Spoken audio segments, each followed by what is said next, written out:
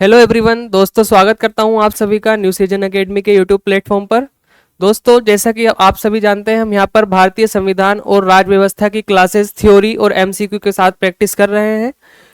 काफ़ी सारे प्रश्नों की हम प्रैक्टिस करते हैं। कल जो हमने क्लास की थी भारत के उपराष्ट्रपति और उनसे संबंधित जितने भी प्रश्न हो सकते थे आरओ या आरओ की परीक्षा के लिए और पीसीएस की परीक्षा के लिए, प्रीलिम्स की, तो वो सभी हमने यहाँ पर डिस्कस किए थे। आज का हमारा टॉपिक होने वाला है भारत के महान्यायवादी। ठीक है, भारत के महान्यायवादी कौन होते हैं, संवैधानिक प्रावधान क्या क्या है, भारत सरकार के किस हिस्से के ये अंग हैं, ये सभी हम यहाँ पर जानने वाले हैं। ठीक है, तो भारत के महान्यायवादी के बारे में बता देता हूं। भारत के महान्यायवादी भारत सरकार के सर्वोच्च कानून अधिकारी होते हैं। ठीक है, भारत सरकार को अगर किसी भी मामले पर कानूनी सलाह की आवश्यकता होती है तो वो इनसे प्राप्त करते हैं। और भारतीय संविधान का जो भाग 5 हमने पढ़ा था, संघ, तो उसमें जो पहला चैप्टर आता है कार्यपालिका, ये भारत में कार्यपालिका का हिस्सा होते हैं। भारत के महान्यायवादी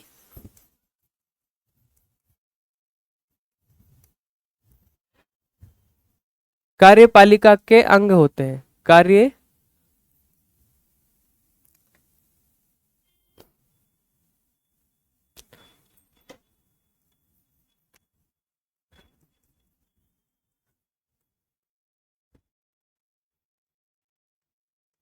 ये कार्यपालिका का हिस्सा है। हमने पढ़ा है कार्यपालिका में कौन कौन आते हैं।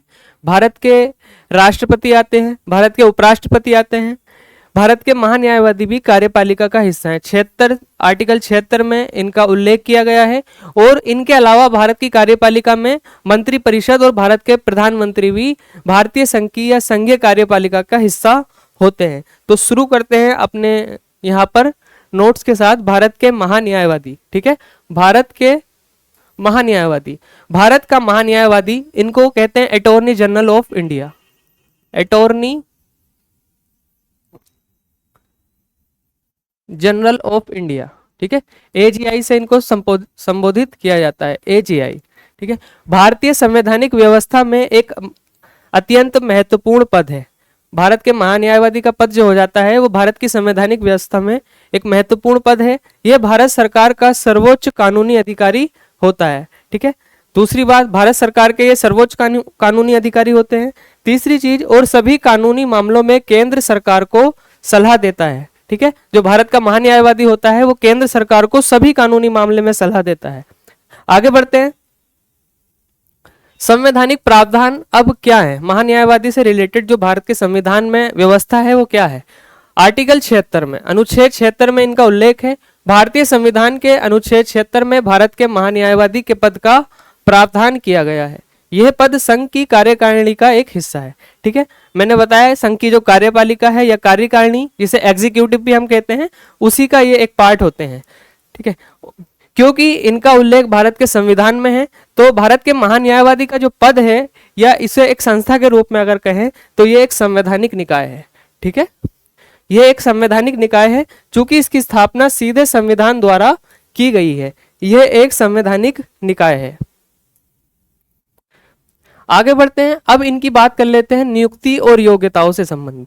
ठीक है, इनकी नियुक्ति किस आधार पर होगी और पदमुक्ति किस आधार पर होगी और इनकी योग्यताएं क्या होंगी, कौन व्यक्ति भारत के महान्यायवादी का पद धारण करने के योग्य होगा।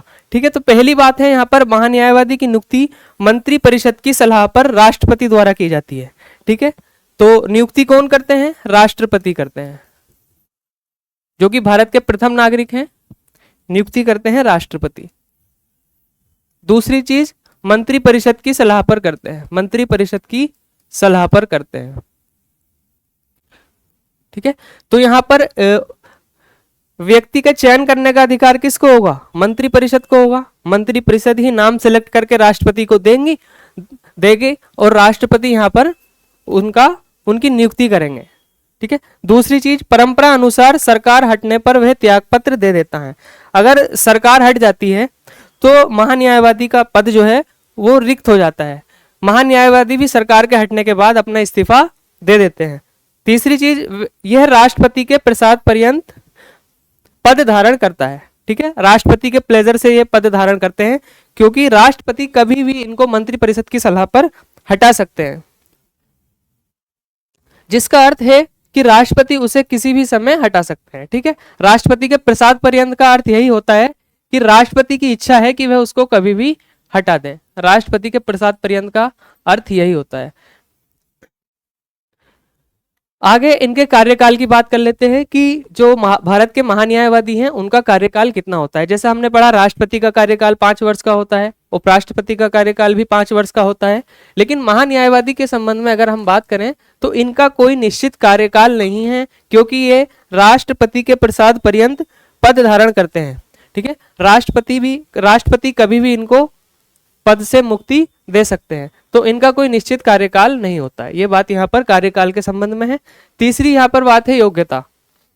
इनकी योग्यताएं क्या होंगी, कौन व्यक्ति महान्यायवादी पद धारण करने के योग्य होगा।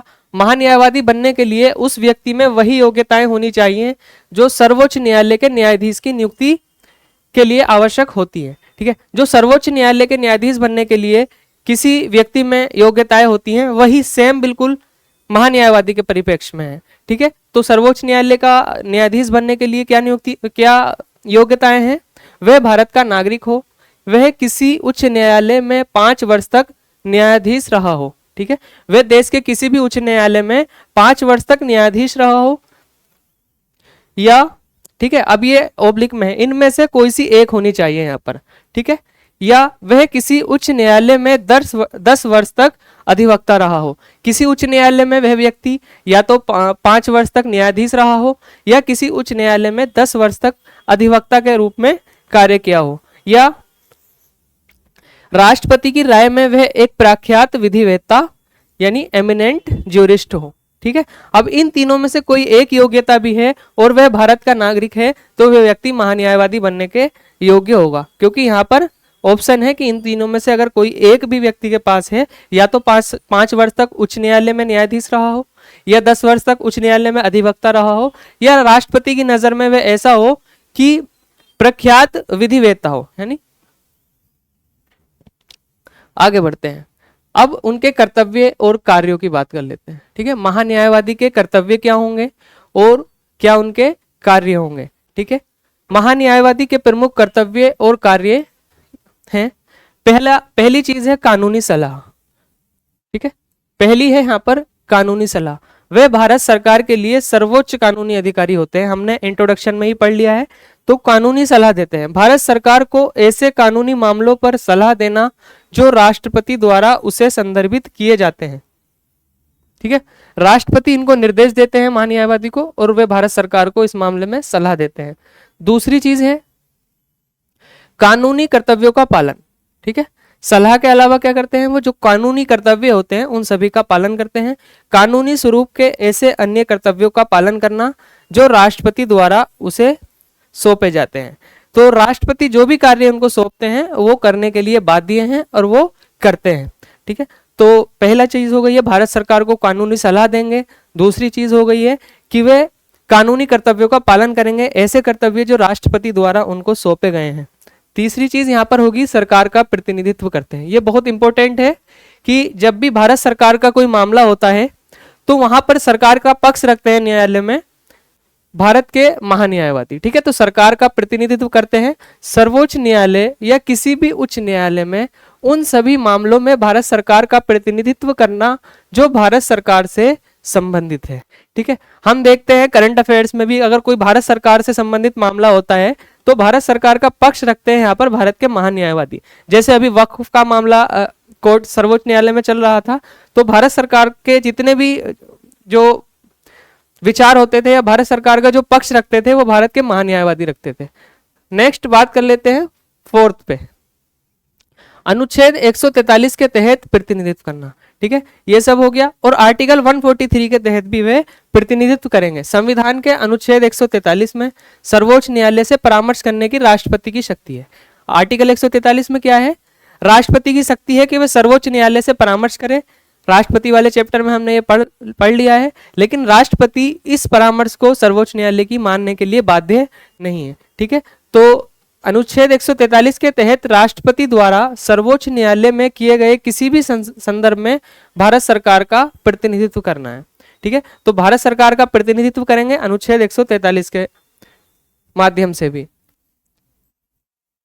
पांचवा यहाँ पर है अन्य संवैधानिक या कानूनी कार्य। ठीक है, कानून से संबंधित ही कार्य करेंगे और जो उनको राष्ट्रपति द्वारा सौंपे जाएंगे वो करेंगे।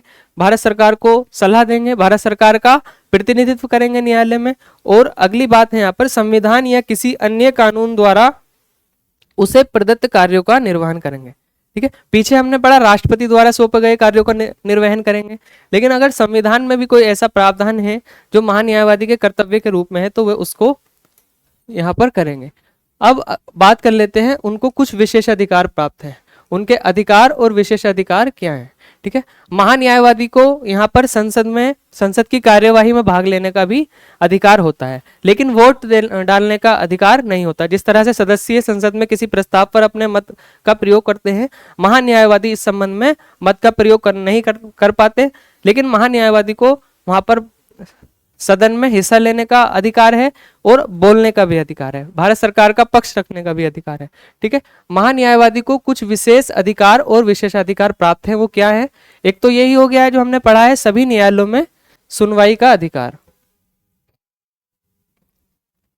ठीक है, एक तो हमने पढ़ा है भारत सरकार के प्रतिनिधित्व के रूप में सुनवाई का अधिकार। दूसरा यह है कि सभी न्यायालयों में सुनवाई का अधिकार, उसे अपने कर्तव्यों के पालन करने में भारत के राज्य क्षेत्र में सभी न्यायालयों में सुनवाई का अधिकार होता है। ठीक है, वह भारत सरकार से इतर भी वो न्यायालयों में सुनवाई जो है कर सकते हैं, किसी के परिप्रेक्ष्य में वे बात कर सकते हैं। दूसरा है संसद में भाग लेने का अधिकार। ठीक है, उसे संसद के दोनों सदनों लोकसभा और राज्यसभा और उनकी संयुक्त बैठक में बोलने तथा भाग लेने का अधिकार होता है। वह संसद की किसी भी समिति की कार्यवाही में भी भाग ले सकता है। ठीक है, जब हम संसद वाला चैप्टर पढ़ेंगे तो काफी सारी समितियां होती हैं, तो वो संसद की समितियों में भी उनकी कार्यवाही में भी भाग ले सकते हैं, जिसका उसे सदस्य नामित किया गया हो। लेकिन कब? जब उनको उसका सदस्य नामित किया गया हो। संसदीय समिति गठित होती है, वहां पर बहुत सारे मेंबर्स जो है बनाए जाते हैं समिति में। अगर महान्यायवादी को भी किसी समिति का सदस्य अगर बनाया गया है तो वहां पर वे उनको पूर्ण अधिकार होगा कि वे अपने विचार रखें और अपनी उस समिति की कार्यवाही में भाग लें। हालांकि उसे मतदान का अधिकार नहीं होता है। मतदान का अधिकार इसलिए नहीं होता है क्योंकि वे संसद के सदस्य नहीं होते हैं, संसद के किसी भी सदन के सदस्य नहीं होते हैं, अर्थात वो सांसद नहीं होते हैं। तीसरी चीज यहाँ पर है संसदीय विशेषाधिकार। संसदीय विशेषाधिकार क्या है महान्यायवादी के? उसे वे सभी विशेषाधिकार और उन्मुक्तियां प्राप्त होती हैं जो संसद के एक सदस्य को उपलब्ध होती हैं। ठीक है, संसद के सदस्य को जो भी सुविधाएं मिलती हैं, जो भी शक्तियां मिलती हैं, जो सुविधाएं और उन्मुक्तियां मिलती हैं, वो सारी महान्यायवादी को भी प्राप्त होती हैं। ठीक है, तो महान्यायवादी का हमने यहाँ पर इंट्रोडक्शन के बाद उनका संवैधानिक प्रावधान किया है, उनकी शक्ति और कार्य क्या हैं, और उसके बाद उनके विशेषाधिकार हैं, विशेषाधिकार क्या हैं, और अब बात कर लेते हैं उन पर कुछ सीमाएं भी हैं। ठीक है, एक तो वे भारत सरकार का पक्ष रखते हैं न्यायालय में, तो वे भारत सरकार के खिलाफ किसी भी मुकदमे में जो है भारत सरकार के खिलाफ नहीं आ सकते हैं। दूसरी, यहाँ पर महान्यायवादी के पद पर कुछ सीमाएं भी लागू होती है। क्या क्या सीमाएं हैं? वह भारत सरकार के खिलाफ किसी मामले में सलाह नहीं दे सकता है। ठीक है, भारत सरकार को सलाह देने के लिए सर्वोच्च अधिकारी हैं। अगर भारत सरकार का किसी से कोई विवाद होता है किसी मामले का, तो उसमें वे भारत सरकार के खिलाफ सलाह नहीं दे सकते दूसरे पक्ष को, और उसके साथ भी नहीं आ सकते। दूसरा यहाँ पर है वे भारत सरकार की अनुमति के बिना किसी आपराधिक मामले में किसी व्यक्ति का बचाव नहीं कर सकते, क्योंकि महान्यायवादी को यह विशेष अधिकार है कि वे देश के किसी भी न्यायालय में सुनवाई कर सकते हैं, लेकिन वे आपराधिक मामले में किसी व्यक्ति का पक्ष नहीं ले सकते भारत सरकार की अनुमति के बिना। तीसरा यहाँ पर है वह भारत सरकार की अनुमति के बिना किसी कंपनी के निदेशक का पद स्वीकार नहीं कर सकते। ठीक है, वे किसी भी कंपनी के डायरेक्टर के रूप में यहाँ पर नहीं बैठ सकते जब तक कि भारत सरकार अनुमति ना दे दे। अब बात करते हैं, यह ध्यान रखना महत्वपूर्ण है कि महान्यायवादी एक सरकारी सेवक की श्रेणी में नहीं आता है, सरकारी सेवक की श्रेणी में नहीं आता। जैसे भी किसी सरकारी तंत्र का जैसे कोई व्यक्ति होता है, कोई कर्मचारी होता है, वह सरकारी सेवक के रूप में होता है, लेकिन महान्यायवादी इस रूप में नहीं होते हैं। जैसे सेवाएं होती है, यूपीएससी की सर्विस होती है, आईएएस पीसीएस, स्टेट पीसीएस की होती है, तो वो क्या होते हैं, वो सरकारी व्यक्ति होते हैं, लेकिन महान्यायवादी सरकारी सेवक के रूप में यहाँ पर नहीं है और उसे निजी कानून अभ्यास करने में से नहीं रोका जा सकता है, इसलिए उनको निजी कानून अभ्यास करने से नहीं रोका जा सकता है।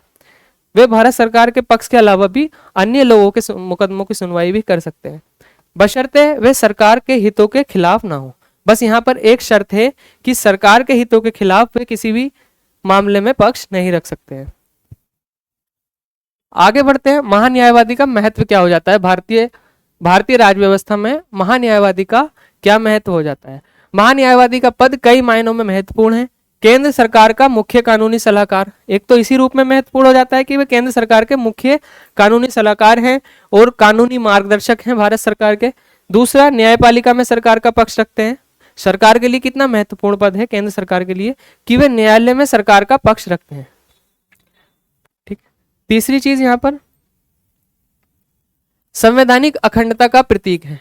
संवैधानिक अखंडता का प्रतीक किस रूप में है, यह पद संवैधानिक प्रावधानों के अनुसार देश में कानून के शासन को बनाए रखने में महत्वपूर्ण भूमिका निभाता है, क्योंकि कानून का शासन क्या है, भारत की राज्य व्यवस्था का जो है एक मूल ढांचा है। ठीक है, और महान्यायवादी का पद संविधान द्वारा प्रदत्त है। संविधान के अनुच्छेद 76 में यह प्रावधान है कि भारत का एक महान्यायवादी होगा। ठीक है, तो इस रूप में यह संवैधानिक अखंडता का भी प्रतीक हो जाता है, क्योंकि कानून का शासन बनाए रखने के लिए इनका कहीं ना कहीं महत्व है। संघीय कार्यपालिका का अंग, और ये हम जानते हैं कि ये संघीय कार्यपालिका का अंग है। कार्यपालिका कहां से कहां तक होती है, भाग 5 में आती है संघीय कार्यपालिका, और 52 से 78 तक कार्यपालिका का प्रावधान है। ठीक है, 52 से हमने पढ़ा, 52 में राष्ट्रपति का है, 52 के बाद हमने आर्टिकल 63 में देखा, 63 के बाद से उपराष्ट्रपति के प्रावधान है। ठीक है, और ये आर्टिकल 76 में है महान्यायवादी।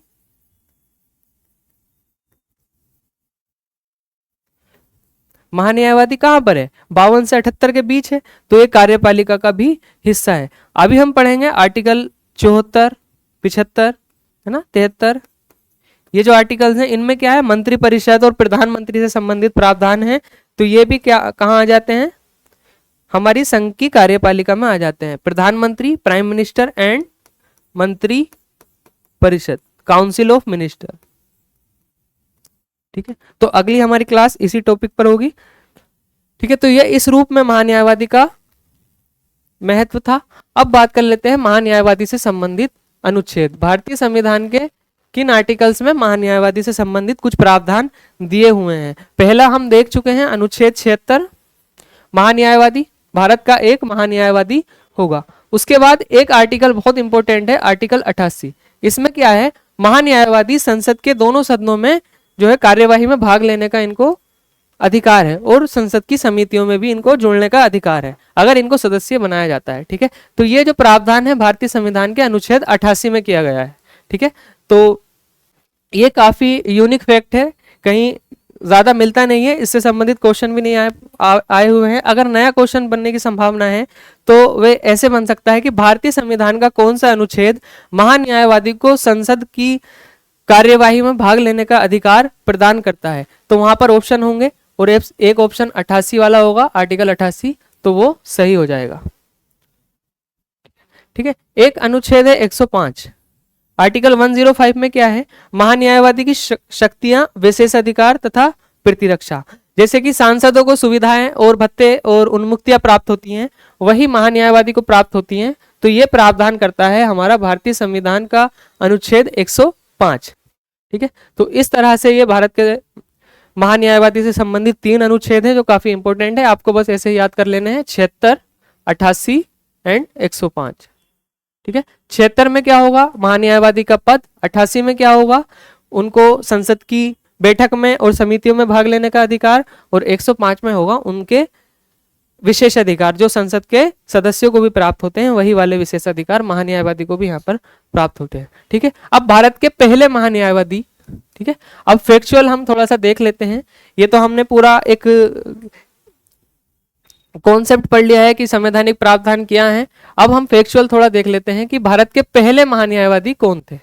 ठीक है, क्योंकि प्रश्न अगर हमारा बनता है दो या दो से ज्यादा कथनों वाला, तो उसमें एक दो कथन तो होता है जो एक व्यवस्था है उससे संबंधित होता है, लेकिन एक आध कथन वहां पर ऐसा होता है जो फैक्चुअल होता है। ठीक है, कि महान्यायवादी पहले कौन थे या अब कौन है। ठीक है, या किसी विशेष महान्यायवादी के बारे में पूछ लेता है अगर उनसे संबंधित कोई विशेष तथ्य अगर है तो। ठीक है, तो यहाँ पर हम पहले महान्यायवादी के बारे में जान लेते हैं कि भारत के पहले महान्यायवादी कौन थे। भारत के पहले महान्यायवादी एमसी सीतलवाड़ थे। ठीक है, एमसी सीतलवाड़ उनका नाम था। उन्होंने 28 जनवरी 1950 से 1 मार्च 1963 तक, ठीक है, 13 साल का उनका कार्यकाल रहा। 28 जनवरी 1950 से 1 मार्च 1963 तक पहले महान्यायवादी के रूप में उन्होंने कार्य किया है, एमसी सीतलवाड़। ठीक है, दूसरा है जो कि सबसे लंबा कार्यकाल भी रहा। ये पहले महान्यायवादी ऐसे थे जिनका कार्यकाल अभी तक सबसे लंबा रहा है, 13 साल का यहाँ पर कार्यकाल उनका रहा है। ठीक है, आगे बढ़ते हैं। भारत के वर्तमान महान्यायवादी। ठीक है, भारत के वर्तमान महान्यायवादी कौन है? वर्तमान महान्यायवादी हैं आर वेंकट रमणी। ठीक है, भारत के वर्तमान महान्यायवादी आर वेंकट रमणी हैं। उन्होंने 1 अक्टूबर 2022 से पदभार संभाला और वे भारत के 16वें महान्यायवादी हैं। ठीक है, जो भारत के वर्तमान महान्यायवादी हैं उनके संबंध में महत्वपूर्ण बात यह हो जाती है कि वे 16वें महान्यायवादी हैं। ठीक है, और 2022 से कार्यरत हैं, आर वेंकट रमणी। ठीक है, आगे बढ़ते हैं। अब तक के भारत के महान्यायवादियों की सूचियां। ठीक है, जो अब तक के भारत के अटॉर्नी जनरल्स रहे हैं उनकी यहाँ पर सूची दी हुई है। पहले हमने देख लिए हैं एमसी सीतलवाड़, 1950 से 1963 तक रहे। दूसरे नंबर पर यहाँ पर आते हैं सी के दफ्तरी। सी के दफ्तरी जो रहे वो 1963 से 1968 तक रहे, 13 साल, इनका 5 साल। ठीक है, तीसरे नंबर पर थे नीरेन डे। ठीक है, नीरेन डे थे तीसरे भारत के महान्यायवादी। इनका कार्यकाल जो था वो 68 से 77 तक रहा था, तो कितना हो जाता है यहाँ पर 9 साल। फोर्थ नंबर पे आते हैं एसवी गुप्ते। ठीक है, एसवी गुप्ते आते हैं। इनका जो कार्यकाल था 77 से 79 तक था, 2 साल इनका कार्यकाल रहा। उसके बाद 5वें नंबर के आते हैं एल एन सिन्हा, 79 से 83 तक, 4 इयर्स इनका रहा। आगे आते हैं हमारे के पराशरण। ठीक है, छठा के पराशरण, इनका कार्यकाल 83 से 89 तक रहा, यानी ये हो जाता है आपका 6 साल। ठीक है, 6 साल इनका हो जाता है। अब 7वें नंबर पे जो थे सोली सोराबजी, सोली सोराबजी। ठीक है, 9 दिसंबर 1989 से 1990। ठीक है, 1 साल तो लगभग इनका यहां पर रहा। ठीक है, 1 साल लगभग कार्यकाल इनका यहां पर रहा। सोली सोराबजी जो है वो भारत के 2 बार महान्यायवादी रहे हैं। ठीक है, इनका ये पहला कार्यकाल था 1989 से 1990 तक। ठीक है, दूसरी नेक्स्ट आते हैं 8वें जी रामास्वामी, 90 से 92, 2 साल इनका कार्यकाल रहा। ठीक है, तीसरे नंबर पर आते हैं मिलन के बनर्जी। मिलन के बनर्जी भी ऐसे महान्यायवादी हैं जो भारत के 2 बार महान्यायवादी रहे हैं। इनका पहला कार्यकाल 1992 से 1996 तक रहा था, तो 4 साल हो जाता है पहला कार्यकाल इनका। 10वें नंबर पे आते हैं अशोक देसाई। ठीक है, 9 जुलाई 1996 से 98, 2 साल इनका कार्यकाल यहाँ पर रहा था। ठीक है, तो हमने ये 10 महान्यायवादी देख लिए। उसके बाद फिर से सोली सोराबजी आते हैं। ठीक है, सोली सोराबजी 11वें नंबर के महान्यायवादी दोबारा बने। ठीक है, 1998 से 2004, दूसरा कार्यकाल इनका ये रहा। उसके जस्ट बाद मिलन के बनर्जी आते हैं 12वें नंबर पर। इनका भी ये दूसरा कार्यकाल था 2004 से 2009 तक। ठीक है, 5 साल ये रहे कंप्लीट एंड 6 साल लगभग ये यहाँ पर रहे। आगे आते हैं गुलाम एसजी वाहनवती। ठीक है, ये 2009 से 2014 तक रहे थे। और नेक्स्ट आते हैं मुकुल रोहतगी। मुकुल रोहतगी हमारे 2014 से 2017 तक महान्यायवादी रहे। उसके बाद सेकंड लास्ट आते हैं के वेणुगोपाल, ये 2017 से 2022 तक थे। और अब वर्तमान में जो हमारे भारत के महान्यायवादी हैं वे आर वेंकट रमणी हैं। 1 अक्टूबर 2022 से इनका अभी तक कार्यकाल चल रहा है। ठीक है, तो इस तरह से ये भारत के महान्यायवादियों की सूची है। एक बार और देख लेते हैं, इसको रिवीजन कर लेते हैं। एमसी सीतलवाड़ भारत के पहले महान्यायवादी, सी के दफ्तरी दूसरे महान्यायवादी, नीरेन डे तीसरे महान्यायवादी। ठीक है, इस तरह से सभी महान्यायवादियों की लिस्ट है, आप इसका स्क्रीनशॉट भी ले सकते हैं। ठीक है, अब यहाँ पर ध्यान रखने वाली बात यह है कि सोली सोराब जी 2 बार भारत के महान्यायवादी रहे हैं, और दूसरे नंबर पे आते हैं हमारे मिलन के बनर्जी, ये भी 2 बार भारत के महान्यायवादी रहे हैं। ठीक है, नेक्स्ट, ये पूरी भारत के महान्यायवादियों की लिस्ट हो चुकी है। ठीक है, अब हम चलते हैं अपने प्रश्नों पर। ठीक है, प्रश्नों पर सीधा मूव करते हैं। महान्यायवादी है क्या? भारत के महान्यायवादी का इंट्रोडक्शन हमने पढ़ लिया है, संवैधानिक प्रावधान हमने देख लिए यहाँ पे, उनके विशेषाधिकार, उनकी शक्तियां, उनकी पावर, और भारत के अब तक के महान्यायवादियों के बारे में हमने अच्छे से देख लिया है। अब अपने प्रश्नों पर मूव करते हैं। पहला प्रश्न हमारा भारत के महान्यायवादी से होने वाला है, भारत के महान्यायवादी के बारे में निम्नलिखित में से कौन सा एक कथन सही नहीं है? ठीक है, यहाँ पर इस पर हमें स्पेशल फोकस करना है कि प्रश्न में पूछा क्या है, सही नहीं है अर्थात गलत हमसे पूछा है। तो पहला स्टेटमेंट देखते हैं क्या है, वह व्यक्ति उच्चतम न्यायालय के न्यायाधीश नियुक्त होने के लिए अर्हता प्राप्त होना चाहिए। ठीक है, वह व्यक्ति उच्चतम न्यायालय का न्यायाधीश नियुक्त होने के लिए अर्हता प्राप्त होना चाहिए। दूसरा हमारा स्टेटमेंट है, उसे केवल भारत के उच्चतम न्यायालय और उच्च न्यायालयों में सुनवाई का अधिकार होता है। हमें बताना है गलत कथन।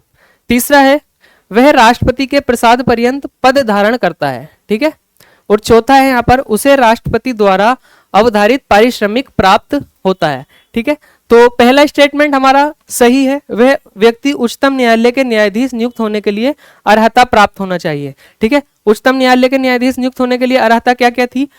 उच्च न्यायालय में, किसी देश के उच्च न्यायालय में, किसी भी उच्च न्यायालय में 5 वर्ष तक या तो न्यायाधीश रहे हों और 10 वर्ष तक क्या रहे हों? अधिवक्ता रहे हों। ठीक है, और राष्ट्रपति की नजर में वे विधि के प्रश्नों को या विधिवेत्ता हूं। ठीक है, एमिनेंट जुडिशियरी हूं। दूसरा हमारा ऑप्शन है, व्यक्ति उच्चतम न्यायालय के, दूसरा उसे केवल भारत के उच्चतम न्यायालय और उच्च न्यायालयों में सुनवाई का अधिकार है। ठीक है, यहाँ पर लिखा हुआ है केवल भारत के उच्चतम न्यायालय और उच्च न्यायालय में। ठीक है, अभी हमने विशेषाधिकार में पढ़ा था कि उनको देश के किसी भी न्यायालय में क्या है? सुनवाई का अधिकार है। ठीक है, तो यही स्टेटमेंट हमारा गलत हो जाता है। तीसरा सही है, वे राष्ट्रपति के प्रसाद पर्यंत पद धारण करते हैं, और चौथा भी सही है, उनको राष्ट्रपति द्वारा अवधारित पारिश्रमिक प्राप्त होता है। तो बी यहाँ पर इसका सही उत्तर हो जाता है। ठीक है, फाइनल बी यहाँ पर इसका सही उत्तर हो जाता है पहले क्वेश्चन का। ठीक है, ये लिखा हुआ है भारत के संविधान के अनुच्छेद 76 में भारत के महान्यायवादी का पद का प्रावधान है। ठीक है, और उनकी विशेषताएं लिखी हुई है, ये देश का सर्वोच्च कानूनी अधिकारी और विधिक सलाहकार होता है। इसकी नियुक्ति राष्ट्रपति द्वारा की जाती है। इस व्यक्ति में उन योग्यताओं का होना आवश्यक है जो उच्चतम न्यायालय का न्यायाधीश बनने के लिए जरूरी है। ठीक है, आगे बढ़ते हैं। दूसरा सवाल है हमारा, भारत के पहले महान्यायवादी कौन थे? ठीक है, भारत के पहले महान्यायवादी कौन थे? अभी हम पढ़कर आए हैं, पूरी लिस्ट हमने देखी है, अब तक के 16 महान्यायवादी नियुक्त हो चुके हैं। पहले न्यायवादी कौन थे? MC सीतलवाड़। ठीक है, MC सीतलवाड़ पहले महान्यायवादी थे। कब से कब तक ये रहे थे? 1950 से 1963 तक।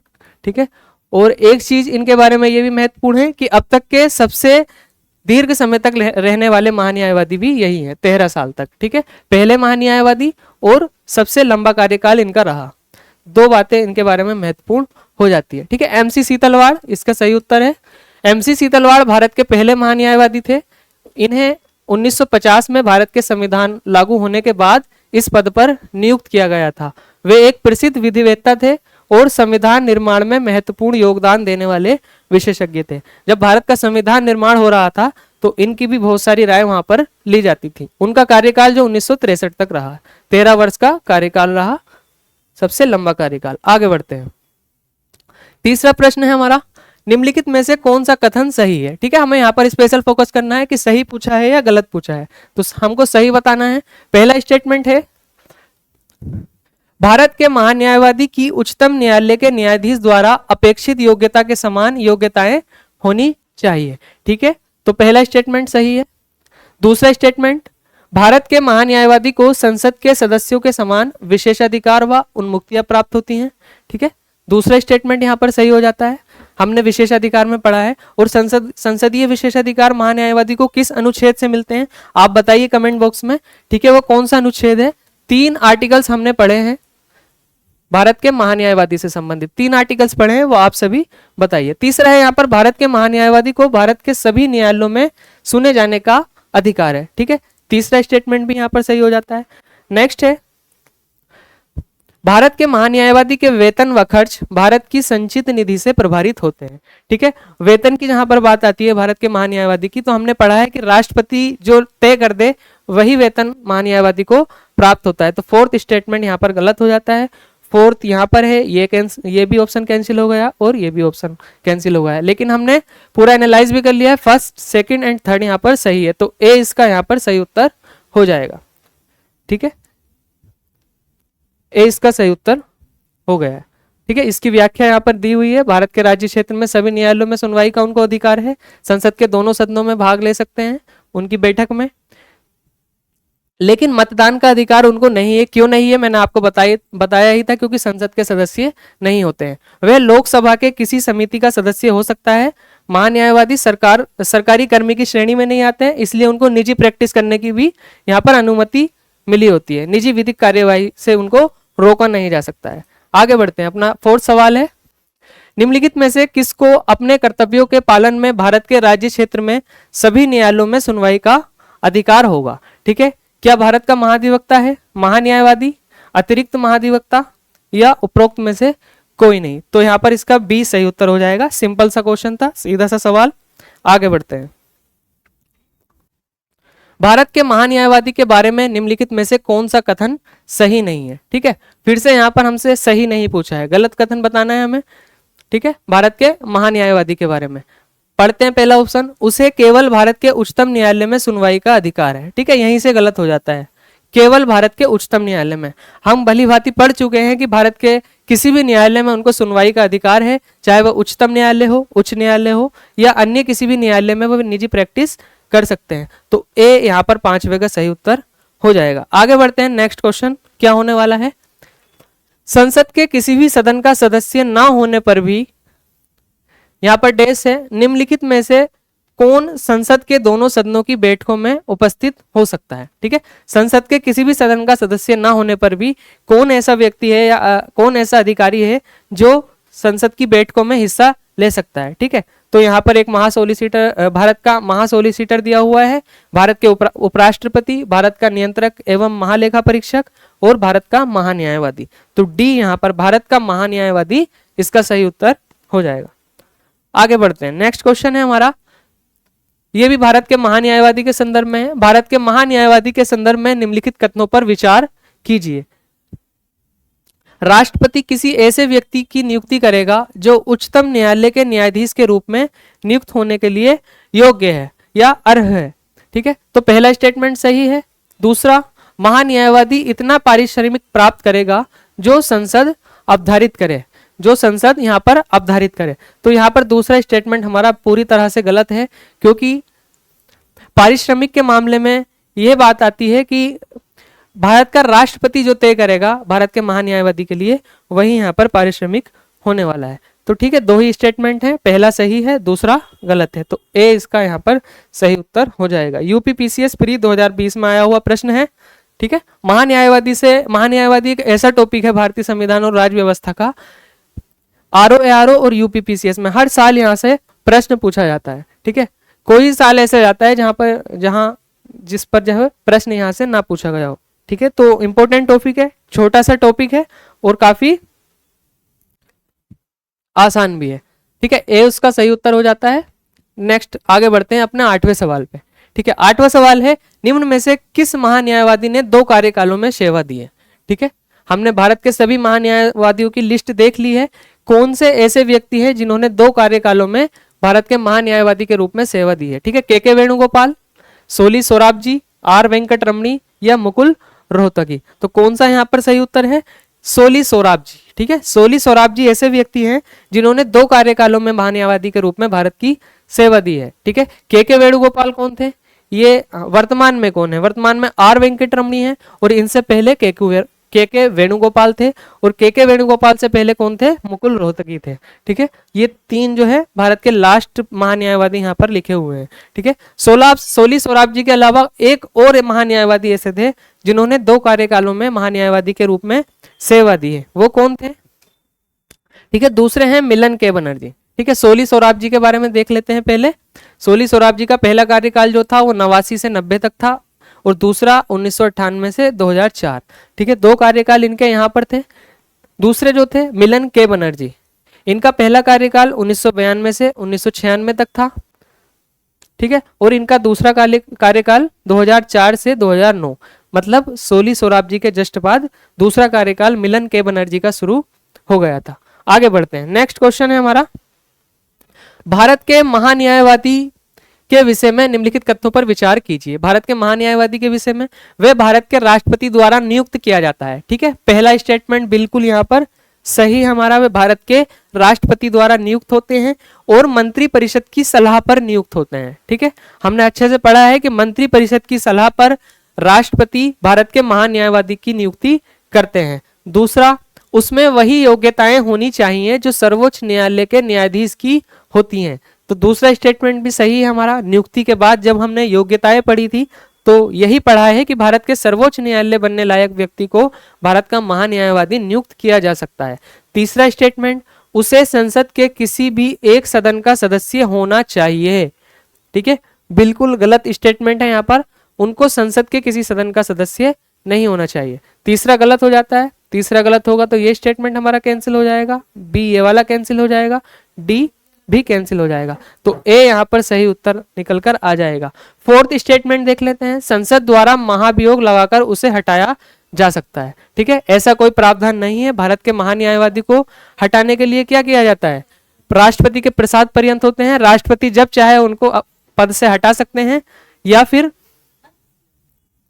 फिर दूसरी चीज क्या है, अगर सरकार भंग हो जाती है। ठीक है, सरकार अगर भंग हो जाती है तो भारत के महान्यायवादी का पद स्वतः क्या है, भारत के महान्यायवादी भी इस्तीफा दे देते हैं। ठीक है, तो यहाँ पर एक कथन ये हो सकता है कि भारत सरकार के अस्तित्व से ही महान्यायवादी का अस्तित्व है। ठीक है, आगे बढ़ते हैं। ठीक है, भारत महान्यायवादी को संसद सदस्य होना आवश्यक नहीं है, महाभियोग द्वारा नहीं हटाया जा सकता, बल्कि ये राष्ट्रपति के विवेक पर आधारित होता है। नेक्स्ट हमारा क्वेश्चन है, अगला सवाल है, निम्नलिखित में से कौन राष्ट्रपति के प्रसाद पर्यंत अपना पद धारण करता है? भारत का नियंत्रक एवं महालेखा परीक्षक, मुख्य निर्वाचन आयुक्त, लोकसभा अध्यक्ष और भारत का महान्यायवादी। ठीक है, तो डी भारत का महान्यायवादी यहाँ पर ऐसा व्यक्ति है जो राष्ट्रपति के प्रसाद पर्यंत अपना पद धारण करता है। यूपीपीसीएस प्री 2016 का प्रश्न है। ठीक है, आगे बढ़ते हैं, नेक्स्ट क्वेश्चन होने वाला है हमारा, निम्नलिखित में से किसे भारत सरकार का प्रथम विधि अधिकारी समझा जाता है? ठीक है, भारत के मुख्य न्यायाधीश, महान्यायाधिकर्ता, महान्यायवादी या महाधिवक्ता। ठीक है, तो सी भारत के महान्यायवादी, आर्टिकल 76 के अनुसार। ठीक है, नेक्स्ट आगे बढ़ते हैं, अगला क्वेश्चन है, भारत के अटॉर्नी जनरल विधि सलाहकार हैं। किसके विधि सलाहकार हैं? भारत के राष्ट्रपति के, प्रधानमंत्री के, लोकसभा के या भारत सरकार के? ठीक है, तो डी है इसका सही उत्तर। भारत सरकार के क्या है वो? भारत सरकार के विधि सलाहकार है। ठीक है, तो डी सही उत्तर हो जाएगा।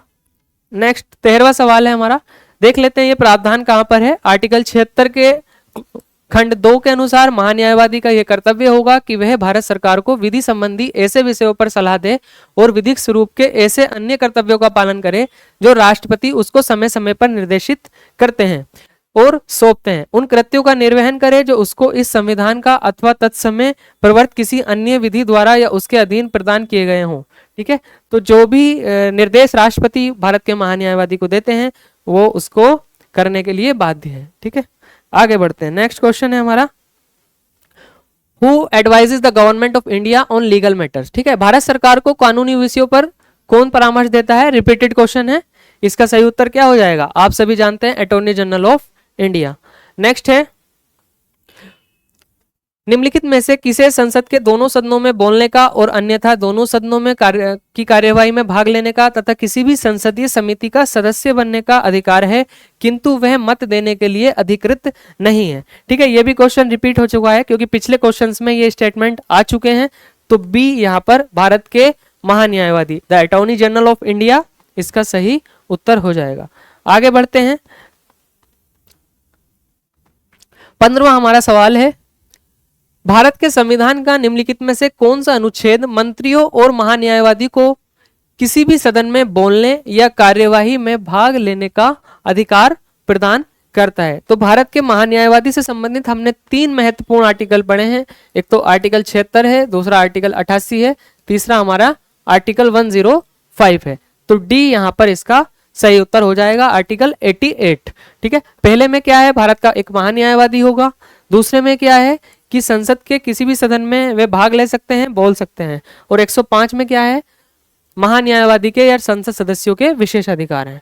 ठीक है, आगे बढ़ते हैं। नेक्स्ट क्वेश्चन है हमारा 16 क्वेश्चन है, निम्नलिखित कथनों पर विचार कीजिए। भारत का महान्यायवादी, ठीक है, भारत का महान्यायवादी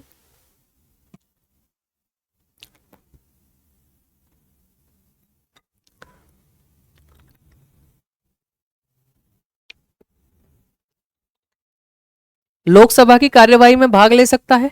ठीक है, पहला ऑप्शन, पहला स्टेटमेंट है यहाँ पर लोकसभा की कार्यवाही में भाग ले सकता है। दूसरा है लोकसभा की किसी समिति का सदस्य हो सकता है।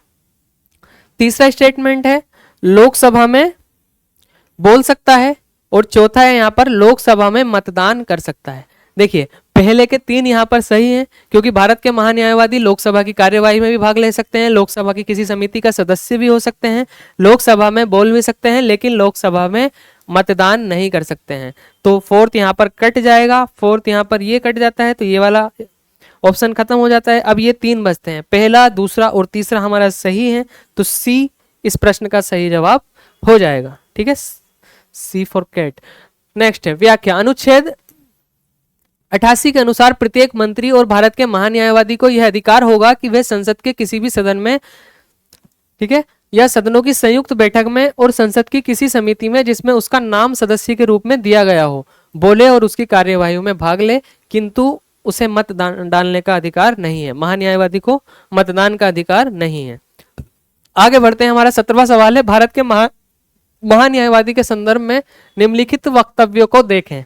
ठीक है, पहला वक्तव्य हमारा क्या है, महान्यायवादी के पद पर नियुक्त व्यक्ति निजी कानून वकालत भी कर सकता है। ठीक है, तो ये महान्यायवादी का विशेष अधिकार है कि महान्यायवादी निजी कानून जो है प्रैक्टिस भी कर सकते हैं। दूसरा है वह संसद के दोनों सदनों में बैठने के लिए योग्य होता है, परंतु वह दोनों सदनों के संयुक्त बैठक में भाग नहीं ले सकता है। ठीक है, दूसरा स्टेटमेंट है। तीसरा क्या है, जब भी सरकार बदले तो महान्यायवादी को उसके पद से इस्तीफा देना अनिवार्य है। ठीक है, जब भी सरकार बदले तो महान्यायवादी को उसके पद से इस्तीफा देना अनिवार्य है। ठीक है, तो यहां पर पहला स्टेटमेंट तो हमारा बिल्कुल सही है। ठीक है, दूसरा स्टेटमेंट क्या है, वह संसद के दोनों सदनों में बैठने के लिए योग्य होता है, परंतु दोनों सदनों की संयुक्त बैठक में भाग नहीं ले सकता है। तो महान्यायवादी को दोनों सदनों की संयुक्त बैठक में भी भाग लेने का अधिकार है। तो दूसरा स्टेटमेंट हमारा गलत हो जाता है। ठीक है, दूसरा गलत हो जाता है, तो ये ऑप्शन हमारा कैंसिल, ये वाला ऑप्शन कैंसिल। एंड अब बचता है हमारा पहला एंड तीसरा। पहला हमारा सही है, तो 2 ही ऑप्शन बचते हैं, 1 या फिर 3, तो ए इसका हमारा यहाँ पर सही उत्तर हो जाएगा। अब तीसरे स्टेटमेंट की बात कर लेते हैं कि ये गलत क्यों है। ठीक है, जब भी सरकार बदले तो महान्यायवादी को उसके पद से इस्तीफा देना अनिवार्य नहीं है। ठीक है, तो यहाँ पर इस्तीफा देना अनिवार्य नहीं है, लेकिन जब सरकार बदलती है तो महान्यायवादी जो है खुद ही इस्तीफा वहां पर दे देते हैं, या अगर ना भी दें तो दूसरा जो नई सरकार आती है वो अपनी मंत्री परिषद की सिफारिश पर राष्ट्रपति से नए महान्यायवादी की नियुक्ति करा लेती है। ठीक है, और पूर्व महान्यायवादी का पद स्वतः समाप्त हो जाता है। ठीक है, यहां पर देख लेते हैं इसकी व्याख्या। भारतीय संविधान के अनुच्छेद 76 में भारत के महान्यायवादी पद की व्यवस्था की गई है। वह भारत सरकार का मुख्य विधिक अधिकारी होता है। ठीक है, जिसकी नियुक्ति राष्ट्रपति द्वारा की जाती है। उसे संसद के दोनों सदनों में बोलने या कार्यवाही में भाग लेने या दोनों सदनों की संयुक्त बैठक में भी बोलने या कार्यवाही में भाग लेने का अधिकार है, लेकिन मताधिकार का अधिकार नहीं है। हालांकि महान्यायवादी सरकार का पूर्णकालिक वकील नहीं है।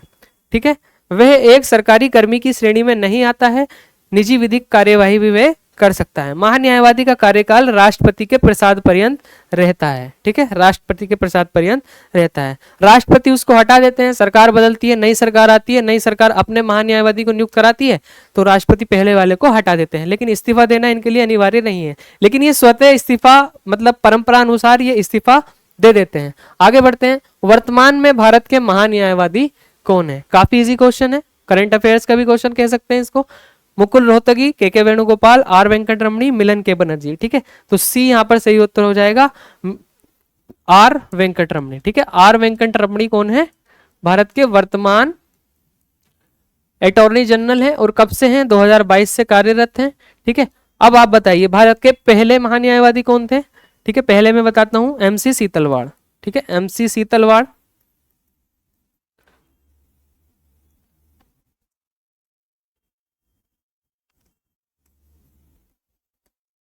ठीक है, और कौन ऐसे दो व्यक्ति हैं जिन्होंने 2 बार महान्यायवादी का कार्यकाल किया है? सोली सोराब जी, सोली सोराब जी। ठीक है, और दूसरे हैं मिलन के बनर्जी। ठीक है, मिलन के बनर्जी। और सबसे लंबा कार्यकाल किसका रहा है महान्यायवादी के रूप में? तो एमसी सीतलवाड़ का, 1950 से 1963 तक। ठीक है, आर वेंकटरमणी, आर वेंकटरमणी को भारत का 16वां महान्यायवादी नियुक्त किया गया, 2022 से नियुक्त किया गया है। 2025 तक वे वर्तमान में इस पद पर कार्यरत हैं और 2025 तक क्या रहेंगे वो? मतलब अभी 2025 चल रहा है, अभी भी वे कार्यरत हैं और हो सकता है इसी साल इनको चेंज कर दिया जाए। वे एक अनुभवी वरिष्ठ अधिवक्ता हैं, सीनियर एडवोकेट हैं और संविधान तथा विधि मामलों के विशेषज्ञ माने जाते हैं। ठीक है, तो आगे बढ़ते हैं, नेक्स्ट क्वेश्चन है हमारा। ठीक है, क्वेश्चनों की यहाँ पर हो चुकी है समाप्ति। थैंक यू के साथ हम अपनी क्लास को समाप्त करेंगे। उम्मीद करता हूँ आपको ये क्लास काफी अच्छी लगी होगी।